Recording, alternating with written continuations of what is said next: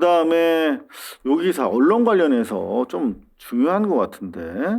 대장동 급은 오보에 침묵하는 동아, 오보에 자아 비판한 NYT.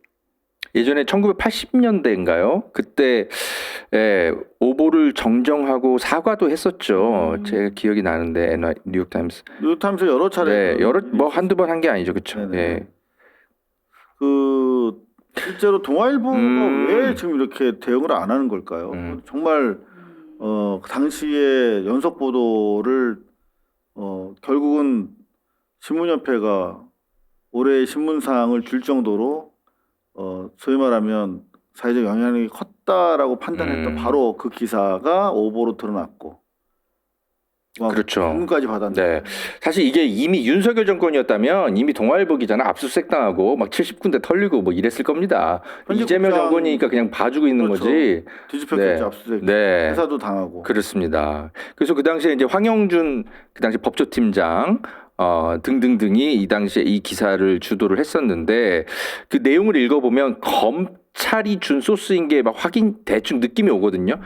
동아일보 취재를 종합하면이라는 서두를 달지만 그 기사를 쓴 그 당사자들은 다 법조팀 검찰 출입 기자들이에요. 네, 그러면 그거는 검찰이 설명해준 동아일보 취재인 제가 거죠. 검찰을 우리 허 기자나 제가 취재를 해봤잖아요. 검찰 취재하면 하루 종일 검찰에서 소위 말하면 마오리라고 하는데 정신이 없어. 밖에 나갈 시간도 없어요. 계속 무슨 뭐 차장, 뭐 어느 뭐 검사장 계속 티타임이 있어요. 일종의 선문답 브리핑인데 검찰 취재망으로부터 벗어날 수가 없어요. 기자든 검사든 누구든. 근데 자기가 무슨 뭐 저기 저 대장동 가가지고 현장 취재했다고? 그건 불가능합니다. 그렇습니다. 예. 그러니까 결국은 법원발, 검찰발로 나오는 기사들은 다 검찰, 판사 통하지 않고서 쓰여지는 기사 거의 없다. 일부는 이제 변호사 사회를 통해서 이렇게 쿠션 먹고 들어오는 기사들도 있긴 한데 동아일보 왜 근데 사과를 안 하는 거예요? 그렇죠.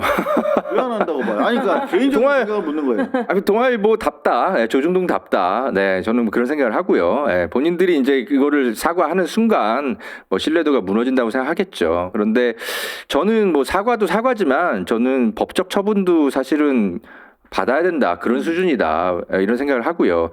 제가 그래서 그 동아일보를 공수처에 제가 이미 고발을 해놨었어요. 네? 전 2022년 말이었, 2023년 말에 저희가 수사받았잖아요. 그렇죠. 제가 5번 했다고. 그때 정확한 이제 기억하시나 모르겠는데 결국은 정말 중요한 보도를 하신 거예요. 그러니까 그 결국은 윤석열이 부산저축은행 수사하면서 그걸 봐줬죠. 중수부 수사 이과장 하면서 결국은 그 싹을 완전히 뿌리까지 뽑아야 되는데 그렇죠. 시드머니 1,100억을 조영의 1,100억을 봐주는 과정에서 커피를 타줬네 만에 이제 그런 것들이 나왔던 건데 지연 말단적으로 커피 타줬냐 안 타줬냐 그거 가지고 결국 걸었잖아요. 그래서 아니 우리도 명예훼손이라면 똑같이 그 반대로 이재명에 대한 명예훼손 사건도 있었다. 대장동 그분 동아일보는 왜 수사를 안 하냐. 그래서 제가 형평성이 어긋난다라고 생각해서 제가 직접 그냥 동아일보를 고발을 해놨습니다. 공수처에. 네, 그 입건된 상태예요. 그런데 수사를 안 합니다. 공수처 뭐 왜 그런지 모르겠지만. 입건이 돼 있어요? 네, 그렇습니다. 제가 고발도 했기 때문에. 네. 근데 항상 대단하다 허지영 기자 진짜. 그래서 그 공수처가 수사해야 돼요. 이거 누군가 고발을 해놨습니다. 입건돼 있는데 왜 수사를 안 하는지 모르겠어요. 그래서 이거에 대해서 법적 처분, 뭐 형사처벌 여부는 이제 나중에 판단하더라도 동아일보가 왜 이런 식으로 뭐 작정하고 오보를 한 건지 아니면 본인들도 검찰에 이용당한 건지 소명을 하셔야 됩니다. 수사기관에 출석하셔야 돼요. 이게 결국은 동아일보 입장에서는 물러나면 죽는다. 이런 정도로 심각하게 보고 있겠네요. 자, 그렇다면 저는 한번 이렇게 한동훈이 튀어나올 수도 있어요. 이거 수사하면. 그렇죠. 그러니까 물러나면 자기들이 죽을 수 있다. 그러니까 사과를 했어. 그러면 이제 사과했으면 수사도 받아야 되잖아. 기본적으로 사실관계를 밝히고 이렇게 해서 기사 작성 경위가 이런데 뭐 잘못했다. 그냥 잘못했다라고만 할 수 없으니까. 그러면 자기가 이제 그 사과하는 순간 멈춰있던 공수처의 수사가 시작될 수도 있겠네. 그렇죠. 그런 부분 때문에. 네. 여하튼 제가 취재한 바에 따르면 저희가 지난주에도 간단하게 보도해드렸습니다만 결국은 동아일보는 아직까지 버틸 수 있다라고 믿는 것 같아요. 그러면서 6.3 선거까지 정신없는 와중에 버티고 나면 그 이후에 정치적 지각 변동 와중에 이 의제 자체가 사라질 수도 있다라고 기대하는 것 같습니다. 그리고 동아일보와 동아일보를 버티는 소위 말하는 우리 사회 기득권 구조가 이 상을 준 거거든요. 그러니까 기득권이 이재명을 죽이려고 했던 것이고 그 기득권의 수단이 언론이었던 거란 말이에요. 그런데 그 기득권이 여전히 안온하게 임기 1년 차를 지나면서도 유지가 되고 있다라고 보는 겁니다. 단적으로 한국신문협회가 상을 줬잖아요. 신문협회가. 네. 신문협회가 올해 신문상을 줬어요. 근데 그 재원이 어디서 오냐면 상을 주는 재원. 돈이 있어야 행사도 하고 상패도 주고 상금도 줄 거 아닙니까? 5천만 원이 들었는데 그거를 한국언론재단이 줬어. 근데 언론재단은 여전히 김효재라고 하는 조선일보 앞제비가 하고 있습니다. 그러니까 언론재단도 그리고 신문협회도 여전히 버티고 있는 겁니다. 그런데 심지어 윤석열 정부 내내 5천만 원밖에 안 주던 한국신문상의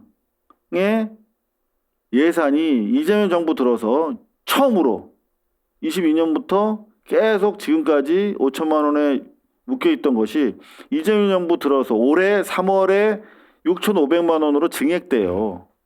그거를 네. 언론재단이 올려주고 신문협회가 받은 거야. 네. 물론 그렇게 청구했지만. 선배님 제가 그때 고발했던 그 당시에 그 기사거든요. 네, 잠깐만요. 이거 마무리하고 보여드릴게요. 네. 그리고 뭐냐면 여전히 이번 정부 들어와서도 네.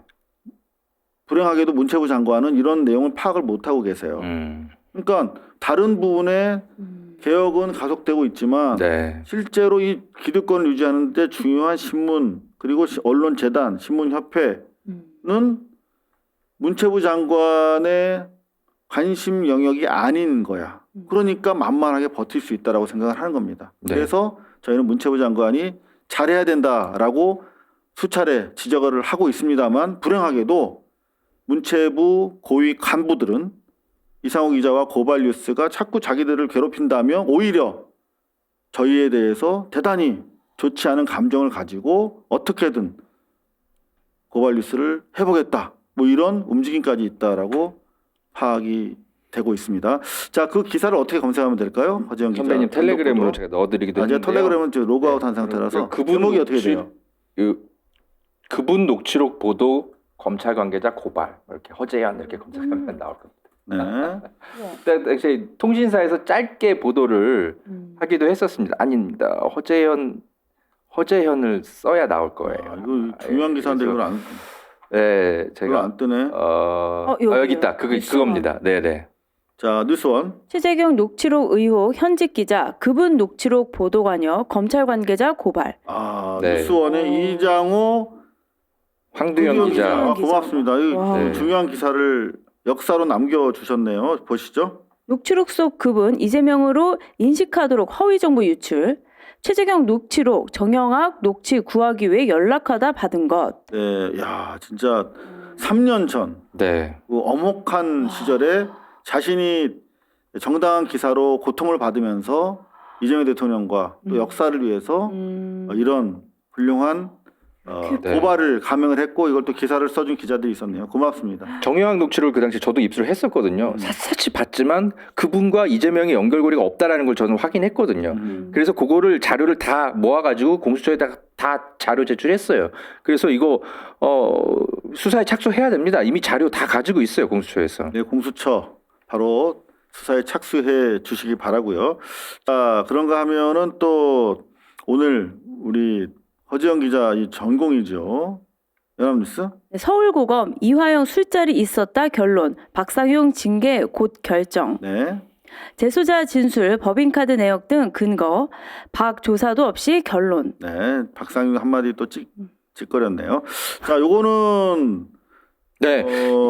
어떻게 이거는 뭐 더 이상 될까요? 뭐 논란의 여지가 필요 없는 수준입니다. 이게 뭐 꼭 술을 떠나서 외부 음식 반입된 건 이미 교도관들이 나와서 국정조사에서 제가 박상현 검사 그것 때문에 싸운 교도관입니다 하고 전진걸 교도관이 증언도 하고 뭐 여러 감찰 보고서에 많이 이미 막 대검에 그 감찰 보고서에 다 있기 때문에 사실 이거는 더 이상 논쟁의 영역도 아닙니다. 이건 이제 사실인데 다만 이제 술을 먹었냐 안 먹었냐는 이제 약간의 이제 좀 논란의 여지는 있어요. 이거는 근데 진술이 지금 보도를 종합해 보면 진술이 대단히 구체적인 게 그렇죠. 이 페트병에 소주를 이제 넣잖아요. 그렇죠. 그러면서 그 얼마만큼 들어가냐. 네, 해본 사람만이 아는. 그게 딱 맞더라고. 근데 네. 그것도 아마 같이 그 증거로 채택을 했다고 얘기를 하는데. 네. 그 이화영 부지사가 이제 연어술 파티 당일로 지목된 그날 구치소로 돌아갔을 때 그 재소자 동료가 술 냄새를 맡았다. 이화영 부지사로부터.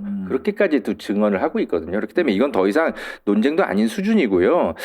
사실 이제는 이런 연어술 파티는 더 이상 쟁점도 아니고 그 당시에 조작 사건 수사를 누가 지휘했고 별건 수사를 누가 계속 압력을 넣었는지 윤석열 정권이 어떻게 개입돼 있었는지 사실 이제는 그거를 밝혀내는 단계로 넘어가야지 연어술 파티는 이제 지역적 단계입니다 이미. 자, 좋습니다. 그럼 이 기사랑 연결이 되나요? 연합뉴스? 종합특검 한동훈 출국 금지, 대통령실 수원지검 수사 개입 관련. 요 말씀하신 겁니다. 네, 그렇습니다. 설명을 좀 해주세요. 예, 이게 갑자기 한동훈이 왜 나오지? 약간 시민들이 좀 의아하게 여기실 수 있는데 이번 국정조사 때 문건 하나가 나온 게 있어요.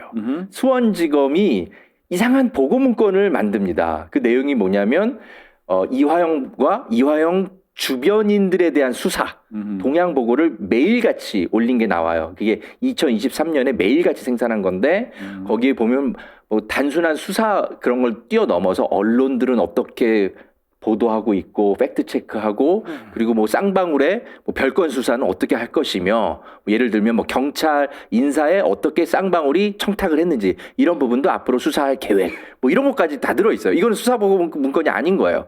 그래서 이제 박성준 의원이 이거를 입수해서 폭로를 했는데 이게 이제 보고 라인 결제 단계에 한동훈 법무장관이 있었다.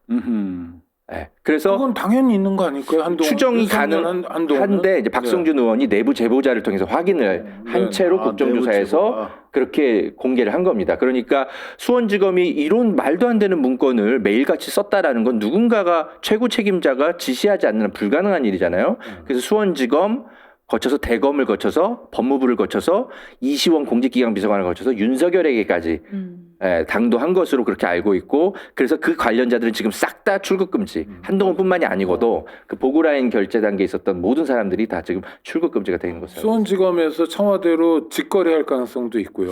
뭐 그렇다기보다는 박성준 의원의 이제 취재에 따르면 뭐든지 다 할 사람들이라는 한동훈 차원에서 장관이 제가 연루되어 있다고 합니다. 한동훈 출국 금지는 자연스럽네요. 네, 그래서 이 보고 문건이 2023년 내내 생산됐거든요. 저는 그래서 이거 수백 건 문건이 지금 잠자고 있고 검찰 캐비닛에 그러면은 이건 물증이거든요. 그러니까 한동훈이 아무리 아이폰 뭐 20자리로 비번을 만들더라도 이제는 이거 못 빠져나갑니다. 이미 물증이 있기 때문에 이건 최소한 뭐 특검 수사 결과에 따라서 구속영장 청구 사안도 될 수 있겠다. 네, 저는 그렇게 봅니다.